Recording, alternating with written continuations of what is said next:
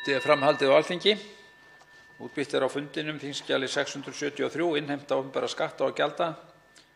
Nefndarálit með breytingartillögu frá efnahags- og viðskiptanefnd. Þingskjali 674, þjónusta við eldra fólk, fyrirspurn, flutningsmaður Ólafur Þór Gunnarsson, flutningsmenn Ólafur Þór Gunnarsson og Guðjón S. Brjánsson. Og þingskjali 675, stefna í þjónustu við aldraða, fyrirspurn, flutningsmenn Guðjón S. Brjánsson og Ólafur Þór Gunnarsson. Enn er þessu fundi frestað hálfa klukkstund. Fundinum er frestað til 18:30.